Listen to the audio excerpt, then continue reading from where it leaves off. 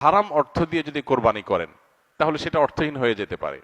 আপনি দেখবেন কোরবানির ইবাদতটাতে এক অদ্ভুত দৃশ্য আমাদের দেশে দেখা যায়।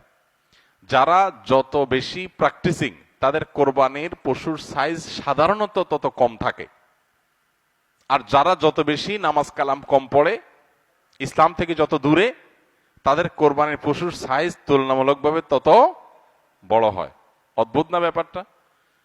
আপনি ঢাকা শহরে ঘুরে ঘুরে দেখবেন যে গুলশান, ধানমন্ডি, বনানী, বড়লোকদের এরিয়াগুলোতে এক একজনের গ্যারেজের ভিতরে আপনার বিভিন্ন নামের গরু, কালাচান, সুলতান, ধলাচান, লালচান, এক একটা গরু 3 লাখ, 4 লাখ, 5 লাখ, 7 লাখ, 10 লাখ টাকা দামের 2টা 3টা গরু।